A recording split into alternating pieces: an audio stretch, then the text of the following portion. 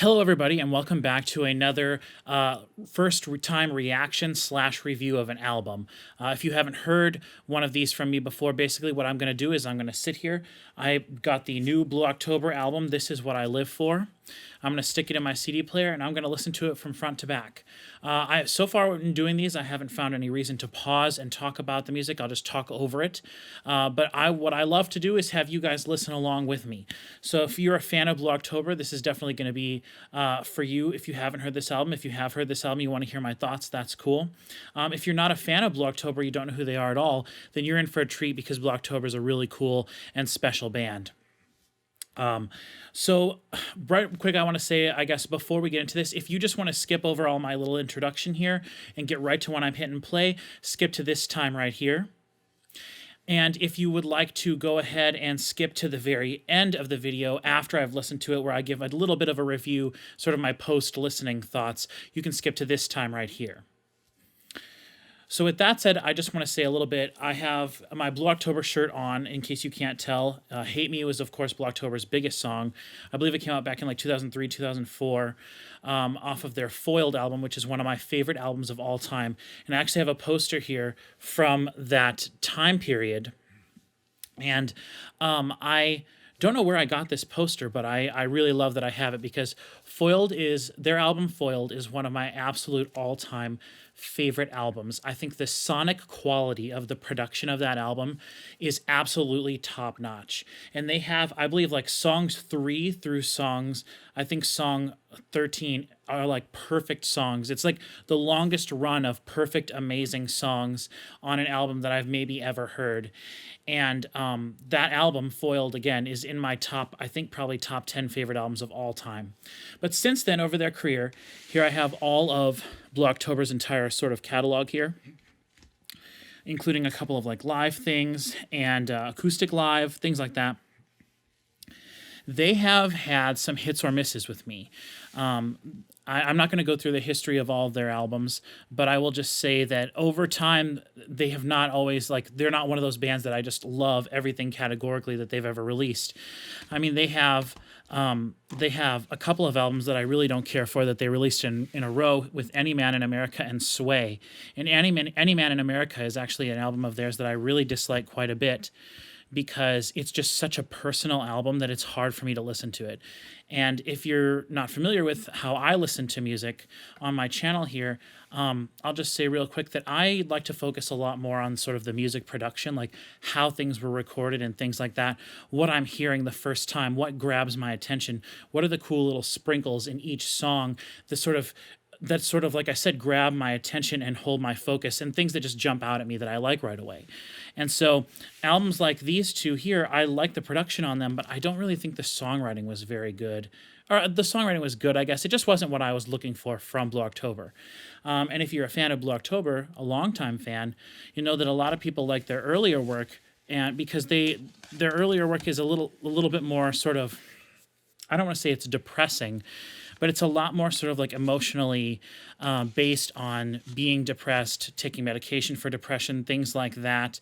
And it's very emotionally charged. And I don't really get very emotionally attached to music. I can, and I'm not going to go into all that right now, but the reasons I like to listen to music and the things that stand out for me are usually production notes. So that's kind of what I'm going to stick to here. So over the course of time, like I said, they've released so many albums that I've loved. This is their Foiled album that this poster is from. Even their album after that, Approaching Normal.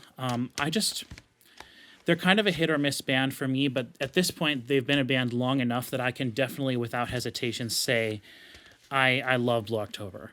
I've actually had the distinct pleasure of seeing them live 3 times, and I am not usually a live concert person, so for me to say that is actually something that's kind of cool. And one of the times I got to see them play at a college that was not far from the college that I was attending at the time, and so I got to see them in just sort of a college gymnasium playing a really cool show in Nebraska. It was actually at Wayne State College, so it was a very, very cool show, and I got to see some neat bands open for them, bands that I still enjoy to this day. And I got the other two times I've seen Blue October, they were in Omaha at the Sokol Auditorium, which is a nice little sort of smaller venue that I was really able to feel the impact of their live show. The first time I got to see them was when they were touring for Foiled, so that was a really special show to me. It's where I got this shirt, and I assume it's where I got this poster, though I don't recall getting that, like I said. Anyway, so to the music. What we're going to do here is, like I said, we're going to listen to their new album. This is What I Live For, from front to back. Right away, my impression of the album is that it has really amazing artwork. I would say it's very consistent with what they've done in the past, especially their previous album.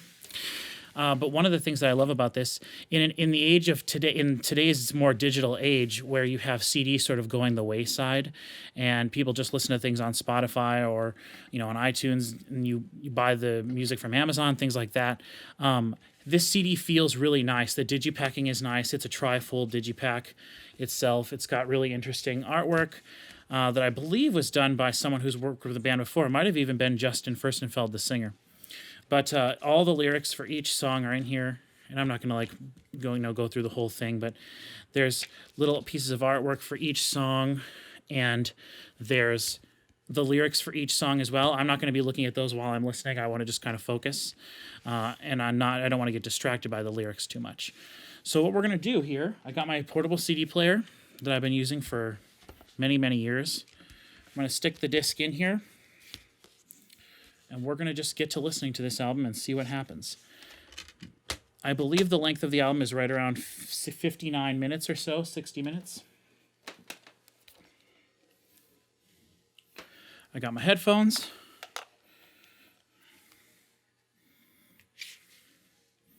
Oh, one other thing I wanted to point out. I brought all this cool set decoration. Today, as I'm recording this, it is November 1st, and my intention was to do this Blue October video on the last day of October of 2020, but I was kind of sick yesterday. Don't worry, not the coronavirus, I promise. But I have these kind of cool gourd. I have some Halloween stuff out, and I just have this kind of cool Halloween stuff that I wanted to have on my sort of like set here, though it's not a big deal, but something that's kind of cool that I just wanted to show you guys. And yeah.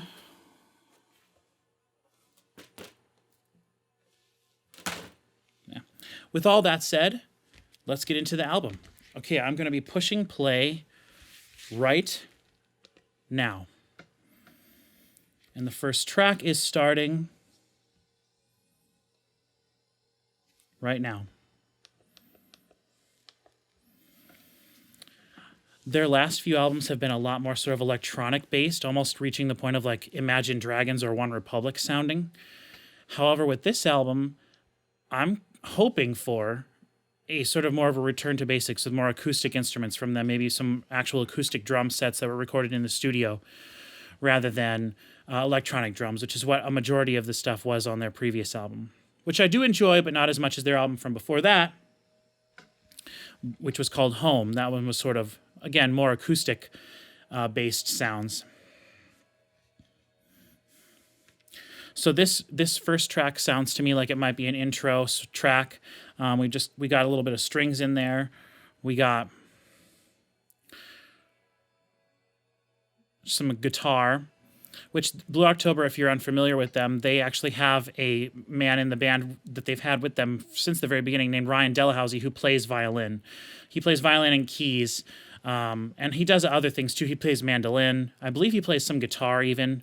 He could probably do anything he wanted. He also does the background vocals when they perform live as well, along with some of the other members of the band. So this is just a nice, slow intro.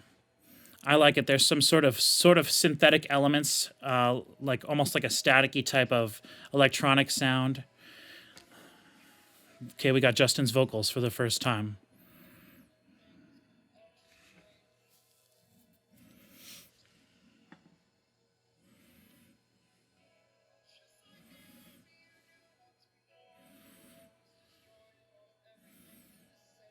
Justin Furstenfeld, one of those guys who is an absolute maniac when he sings. His voice is incredible.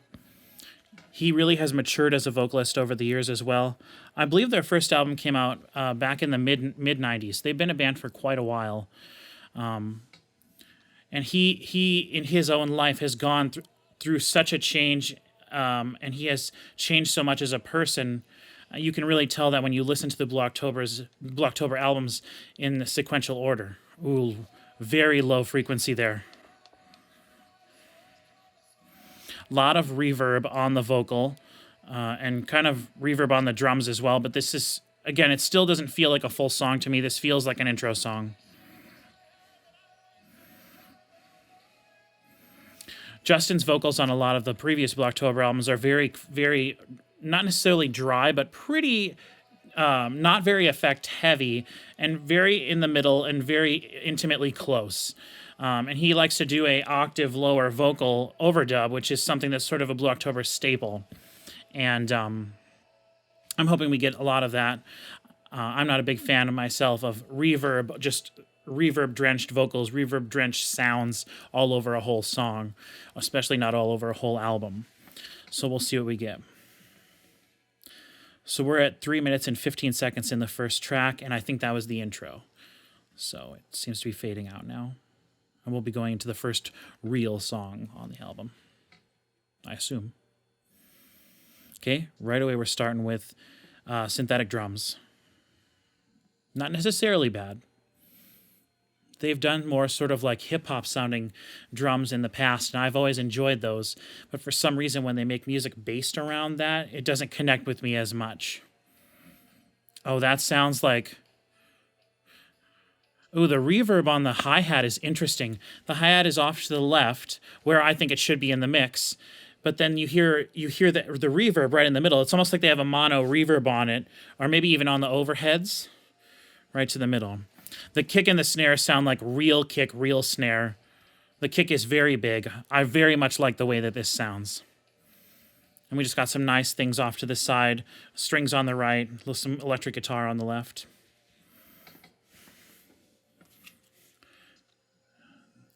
This is the title track, The Way I Used to Love You. Very small sounding vocals. Sounds like Justin's trying to sing quietly, which is very nice. Lots of affected vocals. You can really hear the auto-tune on the background vocals. Doesn't bother me because in this case it's being used for an effect, and Justin is much too good of a singer to rely on auto-tune. He definitely doesn't need to do that. So in this case I know it's for an effect and it's on the background vocals to give it an interesting, smooth feel. There is a very wide feeling open space behind them. And it's interesting because a lot of it is in the middle. So the open space feels like it's in front of you, kind of extending forward rather than this gargantuan room, which is how it could feel. The things that are panned also have reverb on them, so there is a feeling of that, but it's a little different. Totally dry vocals.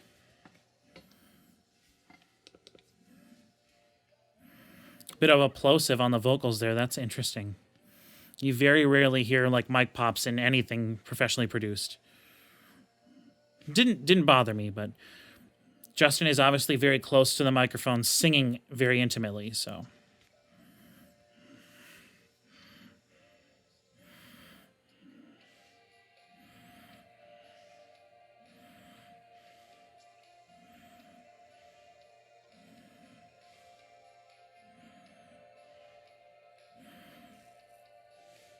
The hi-hat is off to the left, dry.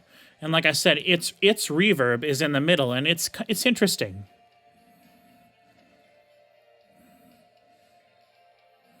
The drum kit overall sounds great, though.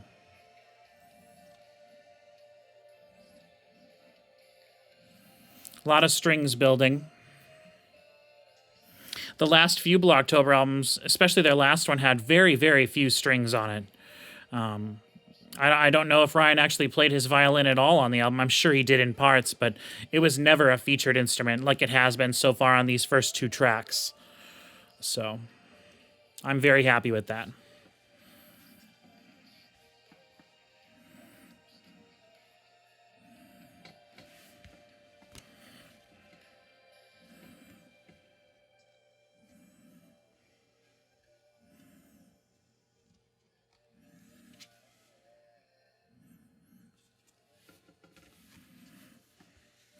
pitch shifted vocals,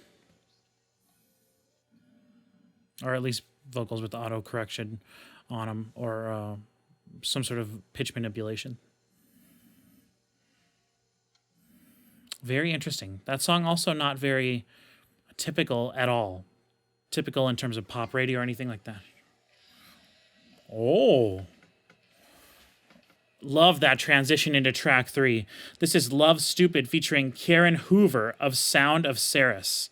And I don't know who that is, but I love it when Blue October has guest vocals. Especially female vocals can really add something to a song. Any band with a any male-fronted band having guest female vocals can really bring something special to a track. So I'm excited for this. And they famously, Blue October has a very great song with Imogen Heap on Foiled, which is just amazing. Let's see how the vocals sound on this song. Love the heaviness of the drums.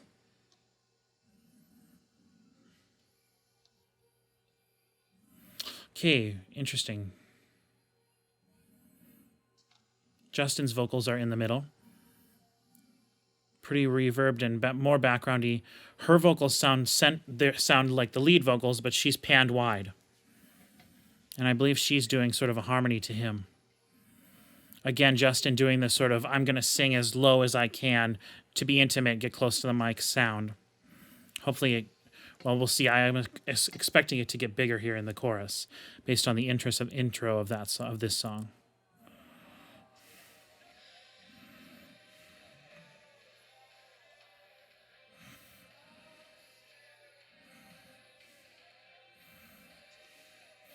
The vocal mixing on this so far has been really interesting.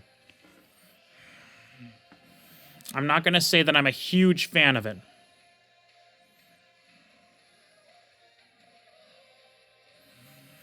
In this song especially, I feel like it's really missing the center vocal, the clear lead vocal.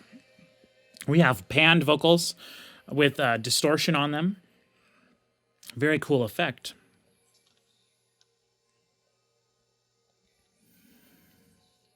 Here his vocal is a little bit more... Again, it's very quiet, though. The album's very dynamic, I will say that so far. And I love hearing the guitars.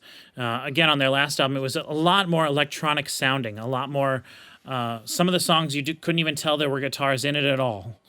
And this is obvious, like rock guitars.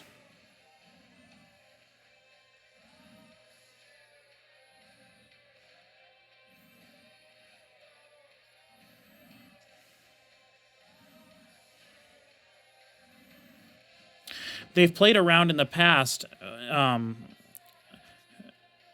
Almost every Blue October album, actually every Blue October album, with the exception of their very first album, has one song on the album that is a much more aggressive and heavy song. And I personally always love those songs. There's a few that have been a little disappointing only because I know to expect that on each Blue October album. And those are some of my favorite songs that they do. Because I tend to like leaning towards liking more heavy music, but I love music from all genres, but it's something I always look forward to. And this song has a feeling of that almost, a more sort of aggressive. The guitars are not aggressive, and they're not making the song heavy. The distortion on the drums, the distortion on the vocals in the chorus, and during this part, the bridge here, add to the... Oh, something funky on the right side there. I loved it. Guitar. Oh, very cool.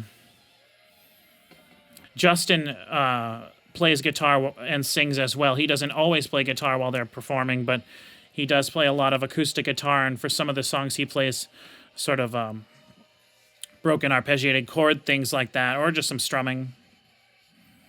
A lot of distortion on the vocals.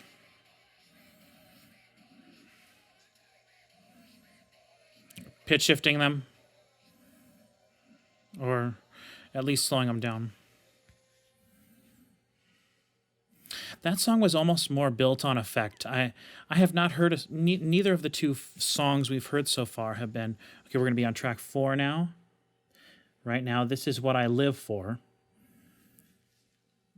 which I believe is the title. Yeah, This Is What I Live For. This is the title. I would like this song to be a little bit more stereotypical in terms of vocal in the middle, doing a vocal thing, and then have the background vocals come in during the chorus or whatever to build. That's what I want this song to be, but we'll see. Maybe they approach this whole album. Okay, he does have a vocal in the middle, but there's also one that's sort of spread out.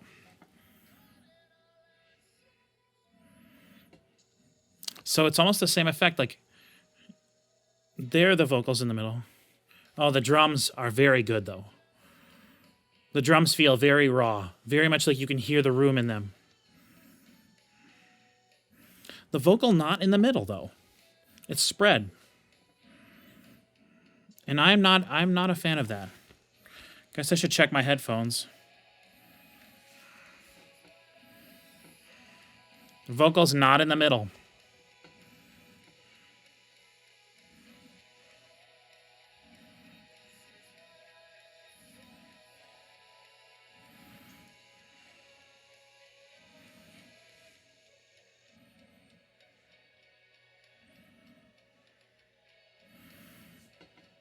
I'm not gonna lie. This is concerning me greatly here. We're four songs in, 4 tracks in, 3 real songs. I still consider that first one an intro. I am not enjoying the vocal production on this album, which is very disappointing. And I don't want to dwell on this too much, but if this is the thing that sticks out the most to me, then I will definitely be left with a negative impact on this album. And it's not like there's something in the middle of the mix that the vocals would be taking away from. There's really not much sitting there, just the kick and the snare. So the vocal could be there, but for some reason they have this effect on it.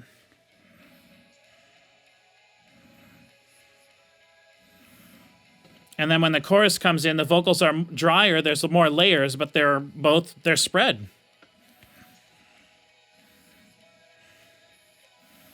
For me personally, that's what I want during the chorus, but I want to still have that center vocal there. Something to have right in front of you, something to focus on in the middle.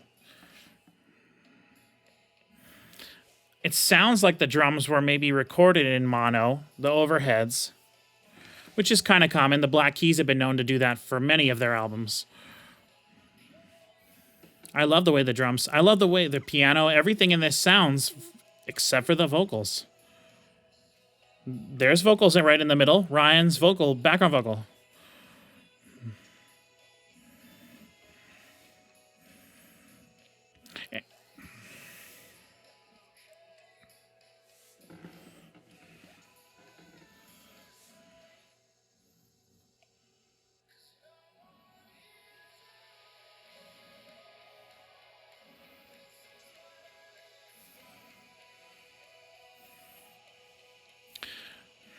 I want to talk more, but we're 4 tracks in, and I'm afraid that this is how the album is going to be. I guess I will say that in the past, from my point of view, Blocktober's least interesting songs on their albums usually start the album off. It's really weird that's the way that I think of it, but I always love the middle of their albums a lot more than the first 1 or 2 tracks. And there are a few exceptions to that, but it's something I've noticed as a pattern with their albums.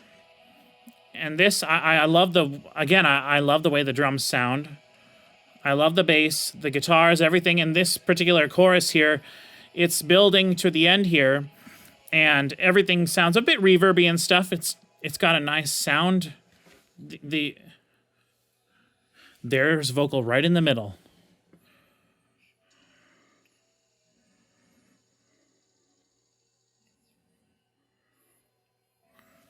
And that sounds great. That's exactly what I want the vocals to be. And that's it. Now the song's going to be over. Track 5, Fight for Love, featuring Blue Reed, which I believe his daughter's name is Blue, but I don't think...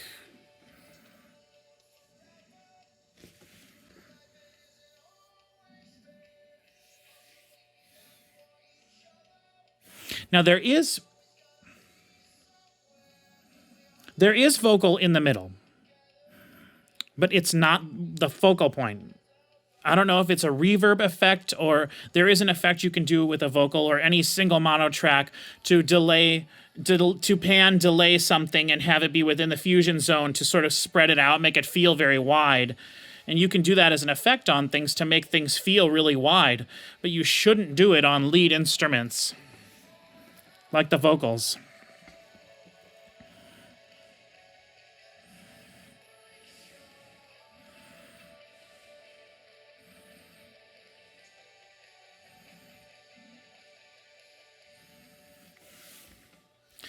Now I wonder, let's check what here, okay.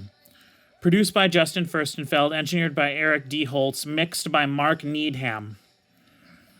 Recorded at Up Down Studios in Texas, which is where they're based out of. Because I was almost thinking, like, I wonder if Justin recorded the vocals himself, which would not be uncharacteristic for any band nowadays. But because of the pandemic, I was thinking maybe if they recorded this album at the first quarter of the year or so, which I'm not sure when, I don't know if it says.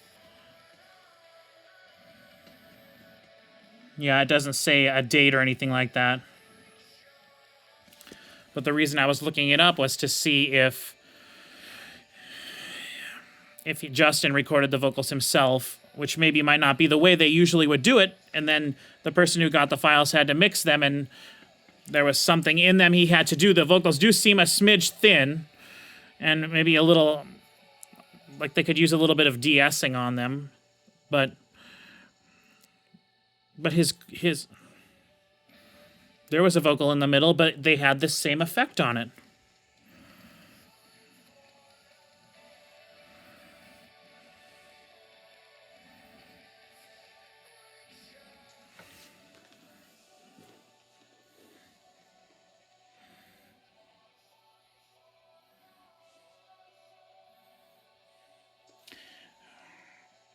I've only ever heard one other album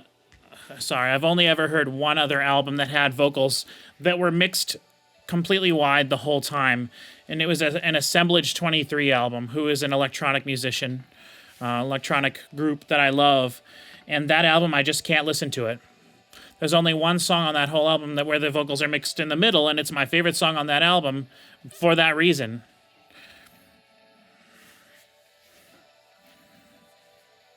And if you're watching this and you're getting frustrated with the fact that I keep fixating on this, this is the greatest example I can give for something just totally ruining music for me. And I'm not saying that this is totally ruined for me, but something like this is something that it would prevent me from enjoying the album. And I know I should probably be sitting here and you're probably screaming at me like, dude, what about these incredible heartfelt lyrics? Which, again, I said I'm not a lyric guy. What about these incredible song arrangements? Yeah, it's great. It sounds very dynamic. I like everything that I'm hearing on this. Production-wise, technically, everything. Okay. Now, this song sounds like it's mixed a little different. The drums sound different.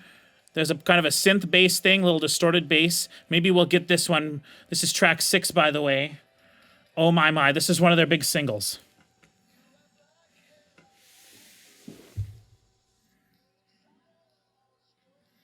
Why?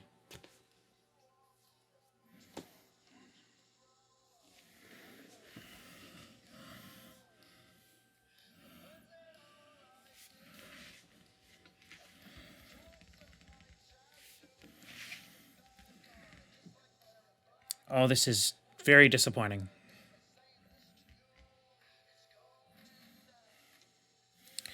And if this is just the case where I can't listen to this album with headphones,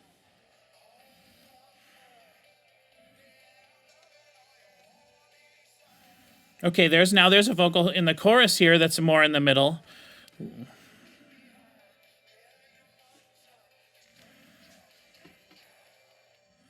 Very cool song.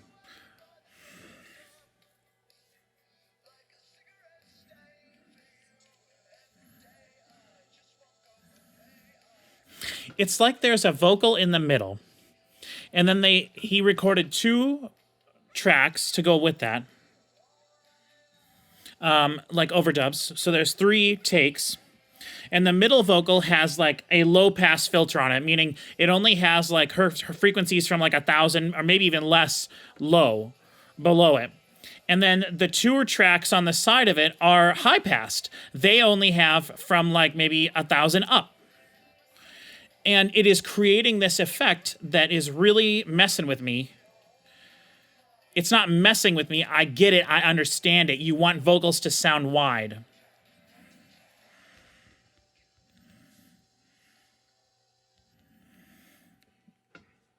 And it's not that I want everything dry and in the middle. It's just that conventional music is conventionally the vocal is in the middle. There, right here during this part, we have a vocal in the middle. It's not the lead vocal. His lower octave, lower vocal is the focal point. But that one is pretty present.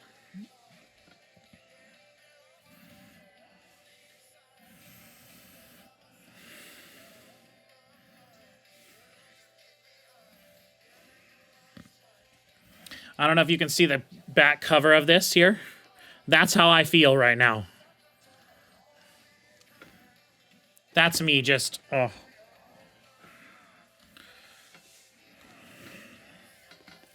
Because I like everything that I'm hearing, except for the vocals. I love even how that ended. Okay, we got an acoustic song here, or at least it's starting that way. This is track 7, Moving On, So Long. Yes. Ooh, and it's edited.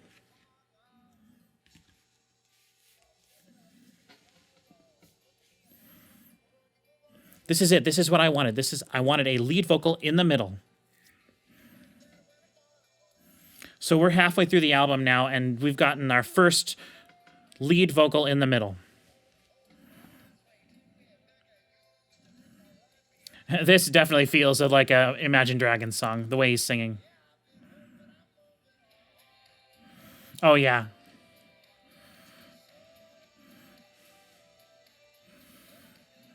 Now, why couldn't the rest of the album be mixed like this? Why? Now, I understand, sonically, this is a completely different sounding song. They're approaching this song mix-wise from a completely different perspective. The drums are not big. They're not room-feeling. Everything feels nice and crisp and clear. It sounds like, you know, it's very Blue October-y, but at the same time, like I said, very Imagine Dragons, One Republic. Ryan's vocals in the background really stand out in this song I've noticed.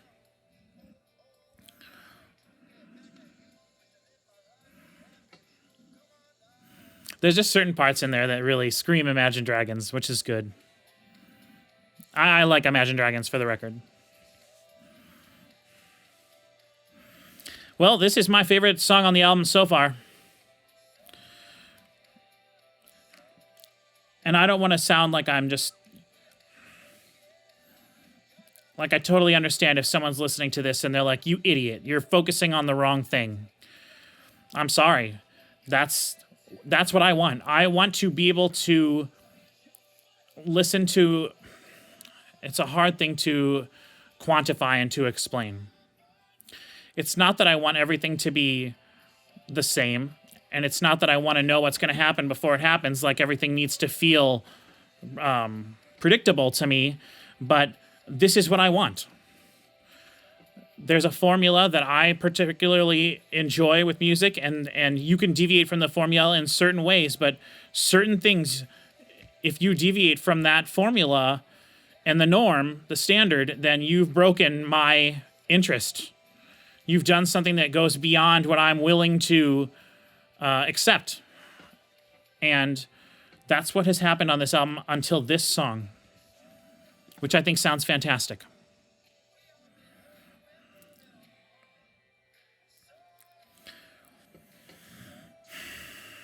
Please just have the rest of the songs on this album with the vocals like that. Okay. I love the way the drums sound on this album so far. More acoustic strumming guitars in there. Yep. We're on track 8 now. I Will Follow You.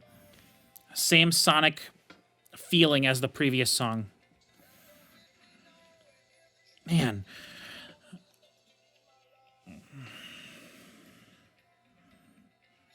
Okay. So we got some guitar on the right now. Bass is in the middle.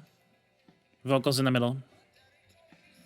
Some strumming acoustic guitars to kind of keep it going.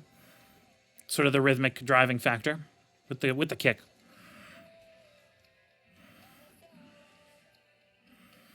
And the very awesome sort of multi-tap delayed guitar in the background. Love it, electric guitar. This is very stereotypical Blue October sounding with the vocals. That chicka that is so Blue October. Sort of a lower register, not a lower register, but a lower octave than the lead vocal, and very dry. Those vocals are spread out, did a great job. They added the effect that I think that I felt should have been there to make them stand out, but not take away from the lead.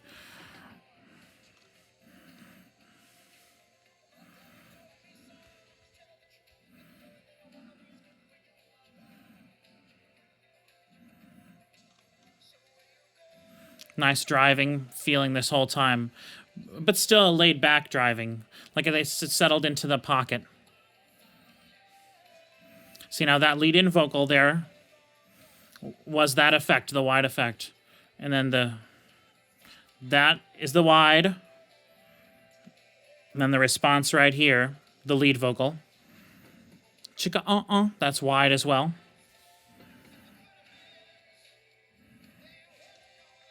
I guess I should also point out one of the reasons I'm focusing on this so much is I listen to music a majority of the time on headphones. To me, it's the best way to listen to music. You get everything right there, drown out the world around you, focus on the music, and listen to it. None of the things I've mentioned in a negative way on this album, basically meaning the vocals and the spreading, like none of that would bother me in any setting other than headphones. Because you wouldn't notice it. It'd just be coming out of your speakers, wherever those happen to be. It wouldn't bother me. And certainly if I were listening to it on a phone or some terrible little device with speakers on it, you wouldn't know at all. Even if you were listening in a car, I don't think it would be that bad. But with headphones, I love this though. These last two songs, track 7, track 8, very standard structure, song structure. Love it. Kind of happy sounding. The first few songs did not sound happy. And that's kind of a thing with Blue October. Their first few albums really did not sound happy at all. They were very, I don't want to say they were negative, but they were very, like I said, focused on depression, things like that. So the overall tone of the albums was a little bit more somber. And then in recent years, songs have had a much more happy feeling to them, the albums as a whole. This album so far has been a very nice mix. Okay, track 9, Completely. Ooh. Very interesting. Totally sonically different right away. The cool little vocal on the side. Chick up, pick up. Wide vocals again. We've gone back to that. I'm going to try to forget about that for now and focus on the rest of the songs. The rest of the song. The kick, the drums on this are electronic. I'm not saying they're electronic, but they are not acoustic sounds. And I love it. It sounds great. The sort of aux percussion off to the sides is very nice, very snappy. Hi-hat on the left side, I believe, some shaker maybe. Something on the right. Ooh, huge sounding snare. Very interesting choice.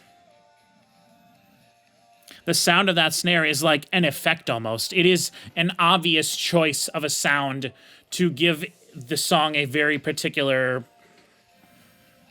I mean, that's a very low-tuned snare, a very hollow-sounding snare. So I almost, maybe they had a cool different snare drum there and they used something different.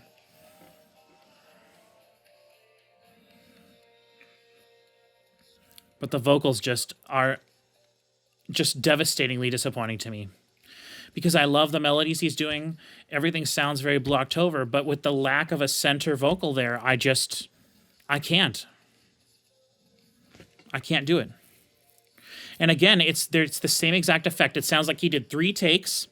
The middle take is low passed, and the 2 side takes are high passed.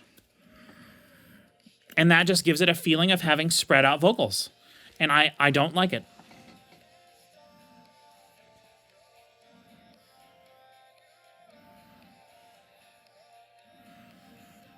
And I'm going to say right now, I enjoy the snare. I mean, like I said, it's an obvious effect.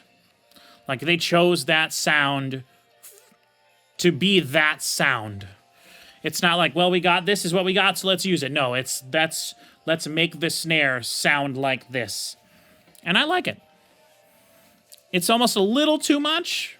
It's riding really close to that line of being like just sort of ridiculous, but I like it.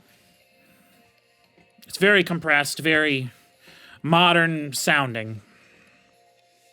Almost like a dubstep snare or something.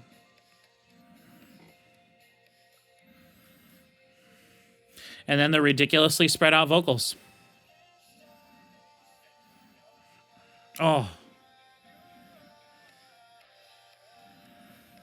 If anyone from Blue October ever sees this, I am so sorry. I love your band so much, but you made a terrible decision to make the vocals like this. The guy that mixed this made a bad decision. In my opinion. That's just my opinion.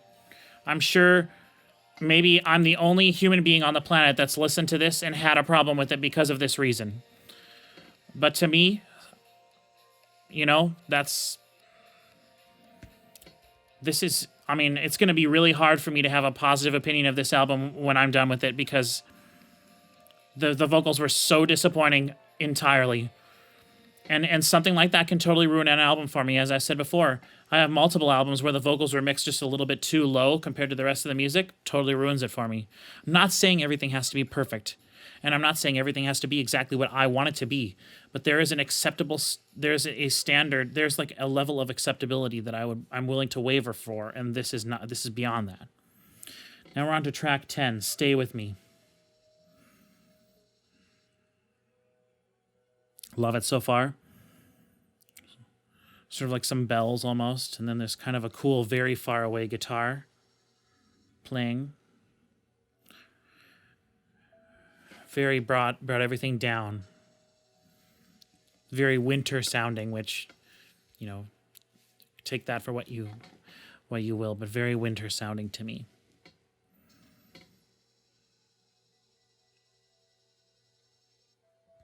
I also see my battery flashing here, that my CD player may run out of battery. I didn't think that was going to happen, but if it does, I do have a second battery off to the side. So we'll see. Had 2 bars, and I always have one spare just in case, but... Okay, so this may just be a instrumental track. Well, you know what? I've talked so negatively about this album. Let's look a little bit at the... we are on Stay With Me, track 10.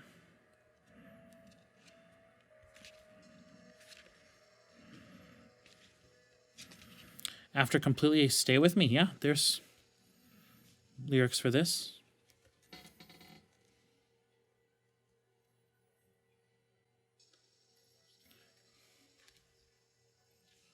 Oh boy. Okay. He's doing a poem. Speaking. Not a very big fan of speaking lyrics during a song. But this is more of an effect-based thing, based on the music and everything too, like an intermission almost. Though there's only 3 songs after this left. So this seems like it's mainly just a poem this is going to be.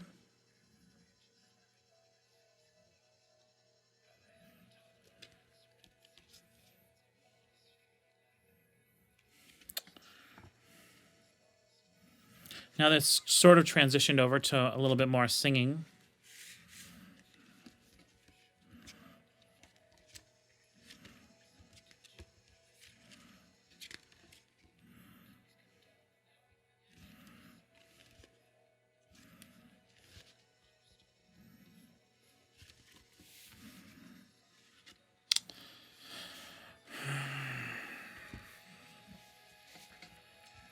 Interesting. We have some reverse cymbals there. And then some low pass drums happening, spread very wide with that same. The vocals are in the middle. And you have sort of a call and response thing happening. The reverse cymbal thing is pretty cool. It's just sort of a also panned very wide, spread. Back to the talking. Almost like this is sort of a second verse. It's a cool effect on him, on his voice. There is a double of it, a pitch shifted double below it, which gives it a very cool, interesting feel, like unsettling feeling to it. And then there's a high pitched overdub as well. This is an overdub and not a double. Now we're back to the Stay With Me, which I'm going to consider the chorus here. Well, I like the fact that the vocals are in the middle.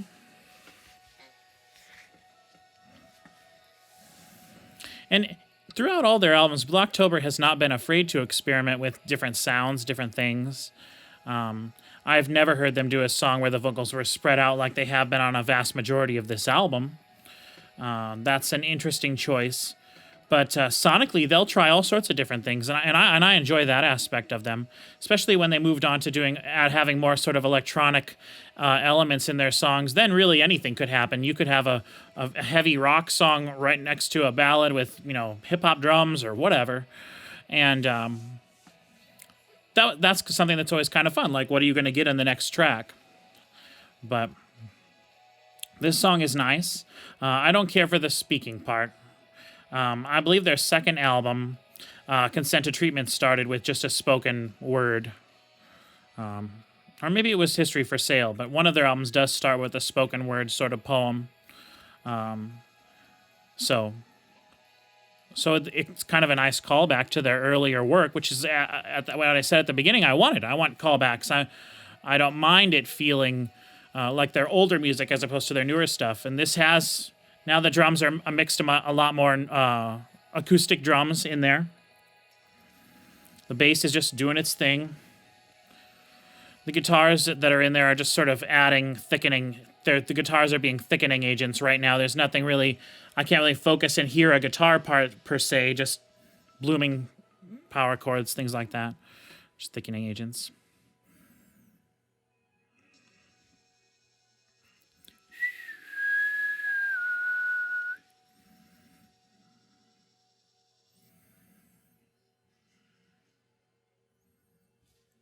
That was the best sounding little vocal lyric thing we've had on the whole album.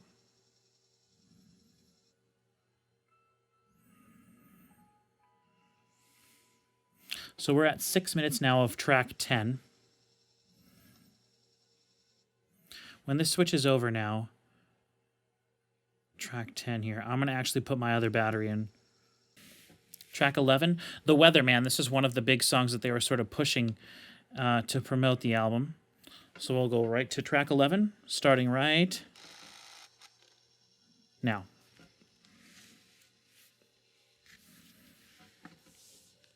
Okay, we got sort of like, I believe that's a guitar sort of tone, just kind of, oh, the drums are amazing sounding. Sounds fantastic.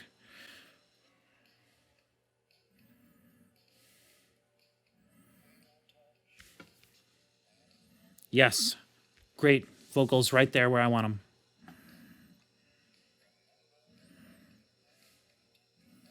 And this is very close, very intimate sounding, very well-produced vocals. Sitting right there on the mix. The drums and the vocals are very, very nice sounding.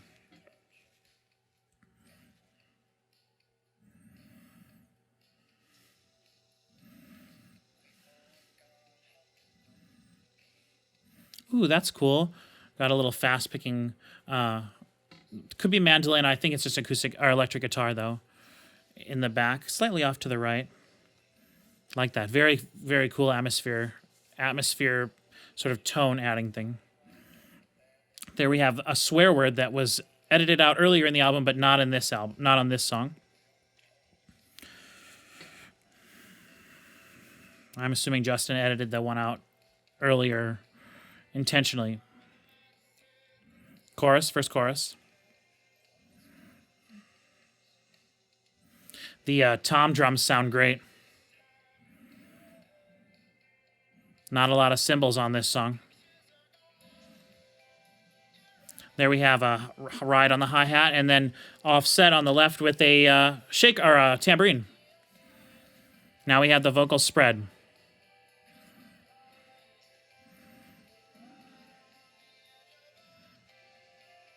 But these vocals sound even a little bit different. You can hear that I believe this is just 2 takes, panned a little bit. But the one on the right seems to be a smidge more thick, so that I'm taking that to be the more lead. Back to the verse. Love the closeness and the dryness of the vocals. This is what I expect from a Blue October song. Very reminiscent of their album Foiled. If the whole album was like this, I would praise it to high heaven. But, you know, it wasn't. But I'm really enjoying this, and that's great.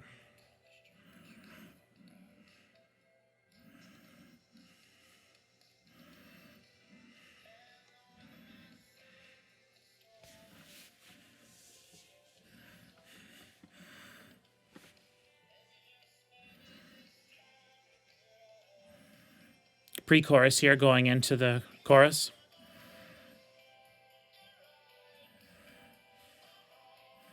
And wider vocals, but not to the extent that the vocals were mostly the first half of the album.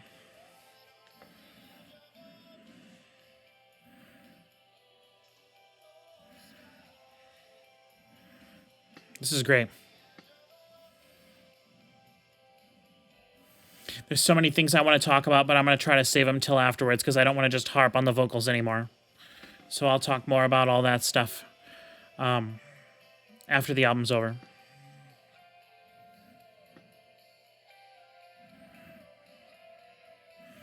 I'm not sure I would say this is my favorite song on the album, but it's going to be close. Right now I only have, of the 11 songs we've listened to, only 3 have had vocals in the middle. And of those 3, I think this one's my favorite. Possibly Moving On, So Long.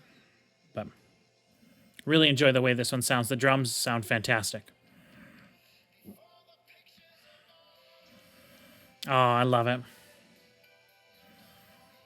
Also a little disappointed this song had to have a swear word in it. Swear words are not a deal breaker for me, but to have that be maybe the last 2 songs are just going to be full of swearing all over the place, but if that's the only swear word you have on the album, other than the one you edited out yourself in a previous song, why have that in there?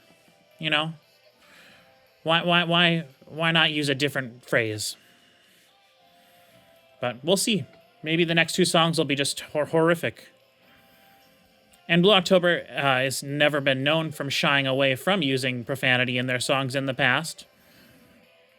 Some of their albums I have are the edited versions, and some of them aren't.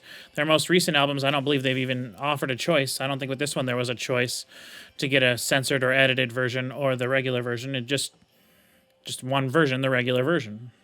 So very close sounding acoustic guitars here to end the song. Like that. Love it. Love it. That was The Weatherman. Now we're on to track 12. Vocals in the middle. This sounds like it could be a ballad.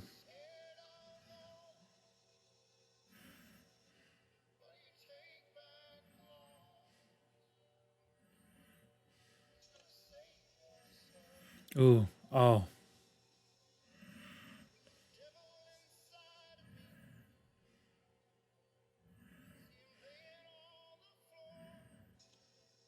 This is great. I love the tone in the back. That's just a constant tone. I think it's just a synth pad or a string pad. But it's nice. It adds atmosphere. The acoustic guitar, close. And I think it's a stereo recorded acoustic guitar, but it was a narrow, not rather than wide. But it sounds great. His vocals sound great. This is very stereotypical Blue October. The lead vocal is a little bit more laid back, but the focal point. And then right over the top of it is a more intense harmony, higher harmony of the lead. This just sounds like Blue October to me. Classic Blue October. And I love it. So far, that tone in the back has not stopped. It has been consistent from the moment the song started. And I can tell now they're adding a few more elements to it. There could be some strings in there happening.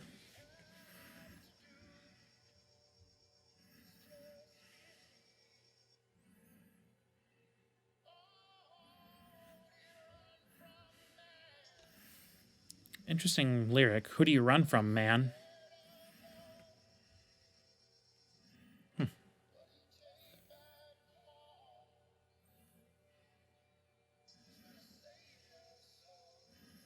I like it. It's interesting. Who do you run from, man? The man is superfluous. It doesn't need to be there. However, rhythmically, it works. You need to fill the syllables, and it works. It works really well, I think.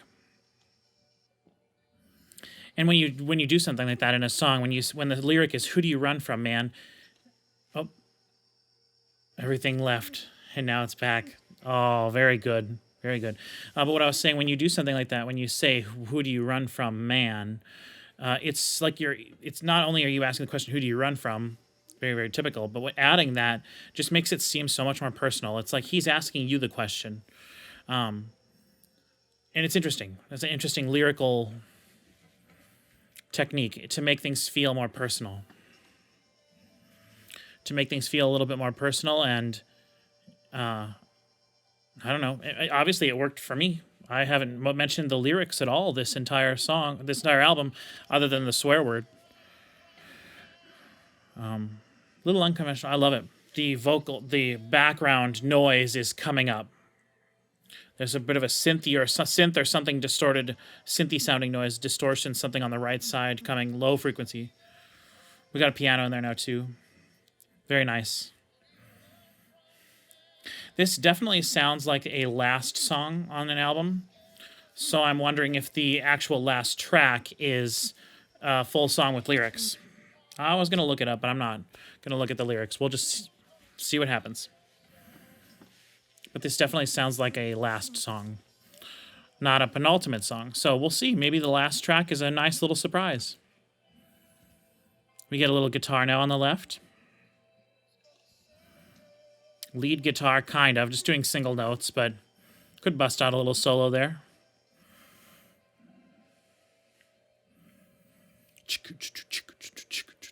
I love that at the end there. Sounded like a little train.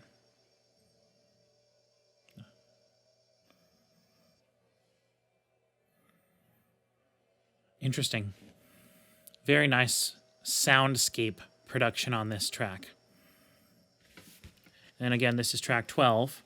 Who do you run from? Now the song is over and we're sort of the track's not done. We're going into the outro of the song, of the track. We're just kind of continuing on. Moving on with a sort of a little soundscape. It does sound like real strings, but you can have string synth patches that are pretty convincing sounding nowadays. And musicians have a tendency to be a little bit more human in the way that they do things. If you're just going to do droning notes for 5 minutes, You could just program that as opposed to having someone, you don't want to hire a cello musician to have them sit there and play for 5 minutes just doing single notes when you could just have a string pad or a synth pad do it on, from a keyboard or something yourself. This is awesome, though. It's just continuing to go, building a little bit, just feels like a nice little ambient texture. Low pass filter on everything there at the end. No high frequencies whatsoever. All right, so that's track 12. Track 13. Oh, sounds like a real song to me. We have the strings in there right from continuing from the end. This sounds like not real strings either. Oh, maybe it does.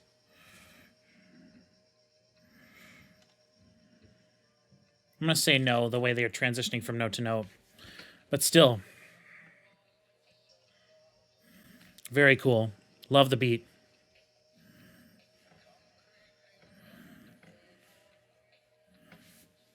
Creeping like a fable.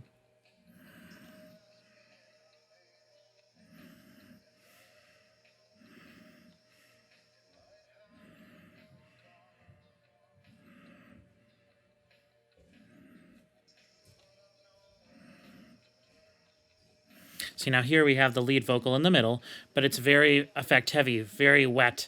You have delayed ping pong sort of sounding reverb, delay.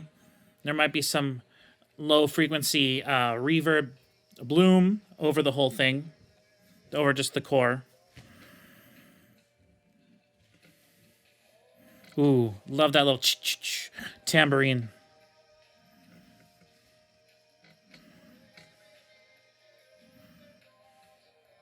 See, now this sounds so amazing. This sounds so good. Lead vocal in the middle, background vocals, you have...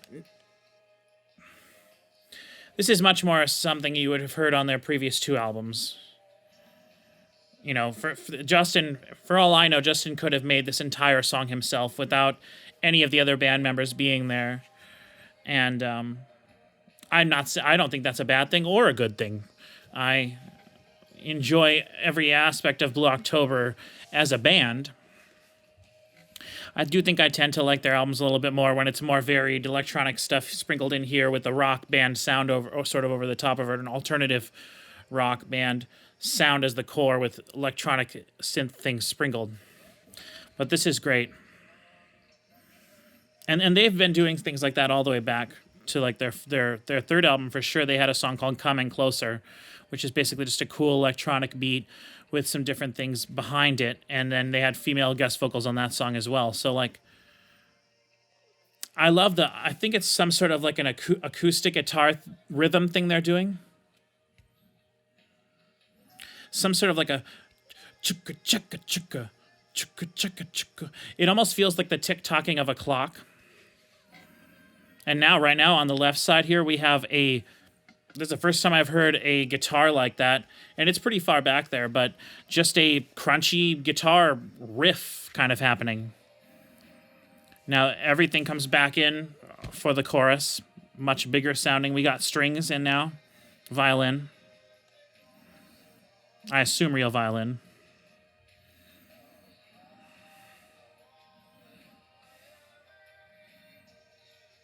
And I think all of the background vocals are Justin. Oh, maybe I heard a little bit of Ryan in there just now. I personally love it when Ryan does some background vocals in a song. Some of their songs throughout their career, he's really been featured as a nice... It's not necessarily a duet, but Justin will always sing lead, but during the choruses, Ryan will come in with a slightly different part to go with Justin, and it really feels like a nice little special treat when you get that in there. But the same thing can be said for anything Ryan's playing. I mean, piano and acoustic guitar, things like that kind of all fit in, but when you do have a nice little violin part or a mandolin part, or even a piano part that's not just sort of chords and filling in things, it feels like a nice little special surprise in the songs, because that doesn't happen in every song. Is that it? Now that sounds almost like a dolphin or something. Some sort of a tape, some sort of a sound they loaded onto a tape machine and then messed with the knobs.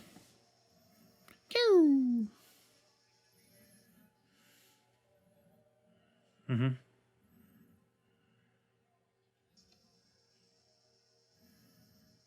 Interesting vocals here.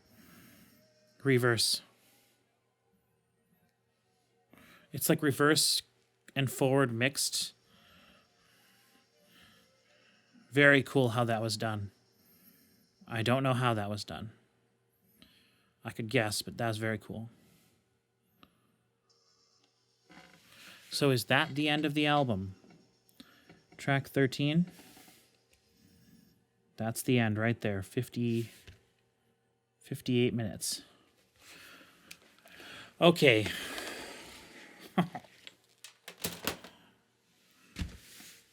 Okay, so I just listened to Blue October's album.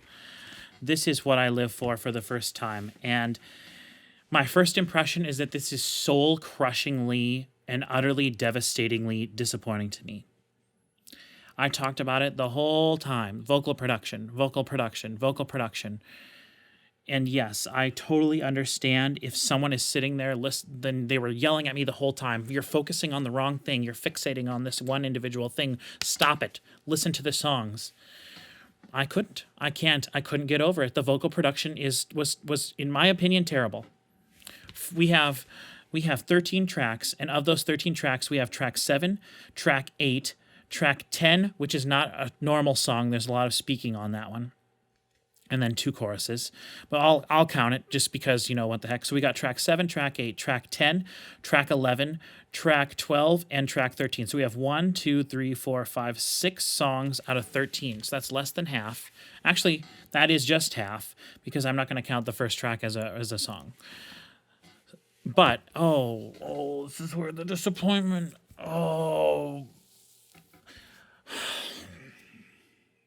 having the vocals spread wide throughout the duration of the song, the way they did for the first half. We'll just say for ease of from here on out, the first half was all mixed that way, second half mixed the way I preferred it with the lead vocal in the middle. Having the album mixed that way, as I said multiple times, totally ruined those songs for me. 100%. I will not be able to listen to this album, I don't think, in the future on my headphones. We'll see. Maybe some amazing thing will happen and some switch will trigger in my brain and I'll all of a sudden be like, yeah, I get it. I mean, I do get it. I get what they were trying to go for. They wanted to spread the vocals out, make them big, make them wide. You know, let's do something cool. Justin, you did 3 takes of the lead vocal throughout the song. Let's take one of them, put them right in the middle, and we'll low pass it. Then we'll take the other 2 and we'll pan them to the right and to the left, and we'll high pass those. It'll give it a cool, wide feeling. You didn't leave enough of the center vocal in there. You didn't. You just didn't. Now, maybe it's my headphones. Maybe it's the equipment I'm using to listen to that didn't make it sound good, but I don't think so. As I said during the album while it was playing, I could listen to this album on anything else, and I would not have noticed that. It wouldn't have been a problem to me.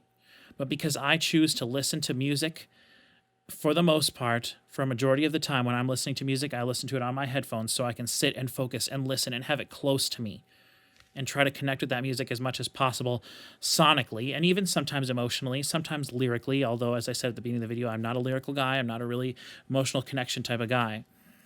The thing that's the absolute worst about this, the thing that disappoints me the most, is that all of these songs, that is what I wanted from Blue October. I wanted songs with heavy drums. I wanted more intense feeling songs, and that was what they were giving me, but the vocals were messed up. In my opinion, messed up. Bad, poorly done. Not poorly executed vocals, poorly mixed. In my opinion, it was the decision to make the vocals the way that they were in all of those songs that ruins those songs for me. And this is so disappointing to me. Every year I listen to so much new music, but the one thing that I always constantly think of is, how does this album fit into my top 12? Is it even close? Will I consider it when it gets to the end of the year? Well, we're getting to the end of the year. Now's November 1st. This is when I got to start thinking about my list of my top 12, which I've been doing for the last decade.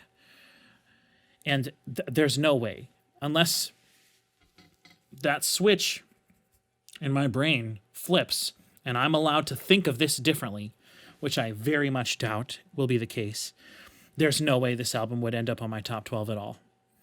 If, and I know I couldn't focus on all the songs that much because I was just dwelling and hammering home the point of the vocals. If the vocals were mixed more standard, more normally, I would say, on all the songs on this album, I can say without a doubt it would absolutely be in my top 12, probably top 5, because I have wanted so bad a very consistent album from Blue October for years and years and years. They have not released an album, in my opinion, as good as Foiled. And at this point in their career, I don't think, in my opinion, I know everybody, all Blue October fans have their own songs, albums that they love. Foiled is one of the greatest albums of all time to me. And I know that that's setting it on a pedestal so high that it's unattainable, but I really did feel like Blue October could make an album that was better than that, with the modern technology that they had available to them to sonically create something that sounded better than that and was consistent. And with consistent songwriting that was, a level that I expect from them. I think that they could do it. And if this album was so consistent with the sounds from front to back, every single thing was pleasing to me. The way the songs were structured, the way the songs sounded sonically, the drums, the reverb that they used on the drums and the way that they sounded roomy in certain songs to make the song sound heavier or more raw. But then the way that they totally pulled that back and the drums were, I assume, probably triggered or even just the replaced, or even just electronic drums programmed in on other songs to make it sound much more like a Imagine Dragons song, as I said. Everything was the way that I wanted it to be. But one of the essential core elements of the song, the vocals, the thing you latch onto, the thing that should always be dead center. And this is not something that I just feel with this. I can go back and listen to music like the Beatles, for example. Obviously, the Beatles are great, but it's so hard for me to listen to a lot of their music in stereo because it's just stupid. I don't want to ever hear a song where the drums and the bass are on the left side and then there's a giant orchestra and vocals on the left. Or something crazy like that. Or a dude tapping his toe on the far left in Blackbird singing in the dead of night. Like, I don't like that. I don't like it at all. Totally ruins the song for me. I can't enjoy it. This is the same kind of thing. This could have been amazing. This could have been just right up my alley, totally perfect, awesome, great, reaching a pinnacle. I don't think I would have ever said that it was as good as Foiled, but it could have been my second favorite Black October album, with the exception of them totally ruining the songs that have the vocals spread out.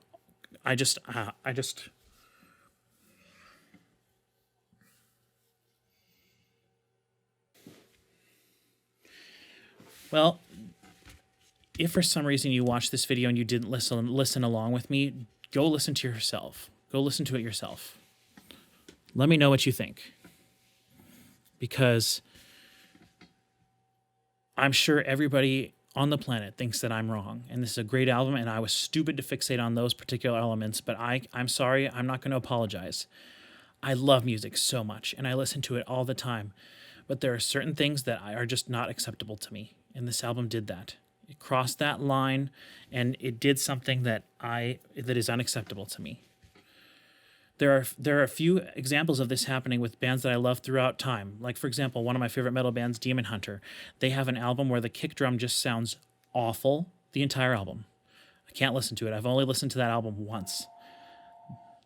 Is that you calling to try to tell me that I'm wrong?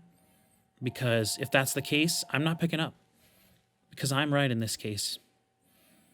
It's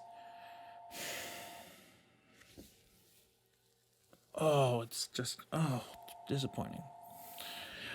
Hopefully, I'm going to listen to this album in other ways. Like, I will listen to it in the car.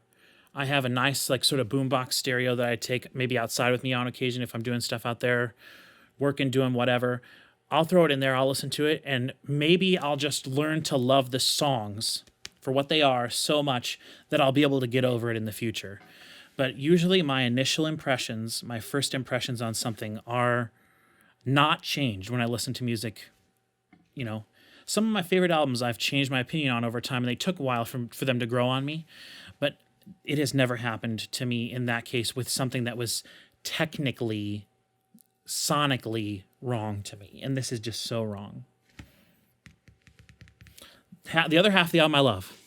I think all of those songs that I do like, tracks 7, 8, 10, 11, 12, 13, those all, Weatherman especially, track 11, Weatherman especially, like if the whole album was mixed like that song was, oh, I'd be so happy. But it couldn't have been because they were trying different sonic things, different sonic textures, and I get that, and I love that. I want them to do that, but please, why did you do that with the vocals? Why? Okay, I'm going to call it. That was good. Hugely disappointing to me. Blue October. This is what I live for.